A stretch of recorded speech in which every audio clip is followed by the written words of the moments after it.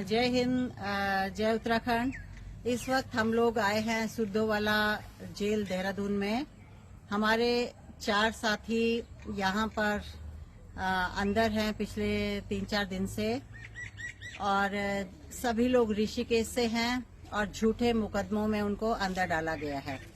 तो सभी क्रांतिकारी भाई हैं। आज वैसे तो हम इनको मिलने आए थे, लेकिन हमें मिलने नहीं दिया गया। इन्होंने बताया कि ऑलरेडी उनका जो नंबर ऑफ पीपल जो मिल सकते हैं, तो इसलिए हम वापस आ गए हैं। तो ये बहुत ही दुर्भाग्यपूर्ण है कि प्रदेश में हर आवाज को दबाया जा रहा है, और जो भी प्रदेश में इनकी सच्चाई दिखाने की कोशिश करता है और या जो भी प्रदेश के जन मुद्दे हैं उसके बारे में जो बात करते हैं, उनको किसी न किसी झूठे मुकदमों में अंदर कर दिया जाता है। तो बहुत ही दुर्भाग्यपूर्ण है, और 2027 में इनकी सत्ता पलटना जरूरी है। आशुतोष भाई कुछ कहेंगे। हाँ मैडम, जो बता रही हैं जिस तरह से कि हमारे जो क्रांतिकारी साथी हैं, सीताराम राणा कोटी, सुदेश भट्ट, संदीप भंडारी और पत्रकार योगेश डिमरी, ये देखिए जनहित की ही आवाज उठा रहे थे। वहां पे ऋषिकेश में जो बताया जा रहा है कि वन भूमि पर अतिक्रमण किया हुआ है हमारे मूल निवासियों ने।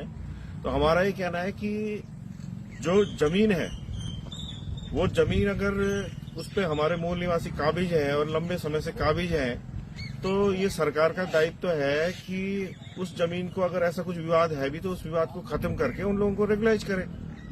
क्योंकि ऐसा हर जगह होता है कि सरकार भी अगर कहीं लैंड एक्वायर करती है किसी विकास योजना के लिए, तो वो या तो वो वन भूमि होती है या प्राइवेट भूमि होती है या अन्य प्रकार की भूमि हो सकती है।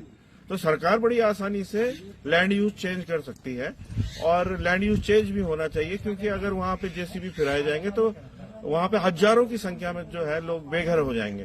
तो उस कानूनी लड़ाई को भी हम सुप्रीम कोर्ट में दोबारा से वहां रीओपन करेंगे। दूसरी ओर मेरा एक कहना है कि मुद्दा ये नहीं है, मुद्दा ये है कि उत्तराखंड सरकार इतनी हठधर्मी हो चुकी है कि अगर किसी भी मुद्दे को, किसी भी जनहित के मुद्दे को उठाया जाता है तो इनके पास सीधा तरीका है कि फर्जी मुकदमे लगा के जेल भेज दो। अब इन लोगों को जेल इसलिए भेजा हुआ है कि खारा स्रोत में, जहां रिजर्व फॉरेस्ट में जो है ठेका खुला हुआ है। आप देखिए, विरोधाभास देखिए कि रिजर्व फॉरेस्ट में जहां कोई किसी तरह की भी फॉरेस्ट से अगेंस्ट कोई दूसरी एक्टिविटी नहीं हो सकती, वहां तो आप शराब का ठेका खोल देते हैं। लेकिन जहां लोग रह रहे हैं और ये कहा जा रहा है कि वन भूमि में रह रहे हैं, वहां आप जेसीबी फिराने पहुंच जा रहे हैं। अगर आप ईमानदार होते तो आपने खारा स्रोत से वो शराब का ठेका क्यों नहीं हटाया? कुल मिला के बात यह है कि जहां से आपका पैसा आ रहा है, सुबोध उनियाल उस खारा स्रोत के ठेके से पैसा कमा रहे हैं, तो वहां तो उसको तो नहीं हटाना है, कितना भी आंदोलन कर लें। लेकिन जहां लोग रह रहे हैं उनको जरूर हटाना है, क्योंकि उनसे कुछ लेना देना नहीं है। उनसे आपने वोट ले लिया, आप सत्ता में आ गए, अब आपको कोई मतलब नहीं है। तो ये जनता देख रही है, और हमारे जो क्रांतिकारी साथी हैं इन्हीं लड़ाइयों को, जनहित की लड़ाइयों को लड़ रहे हैं। 2-4 दिन अंदर रहना पड़ेगा।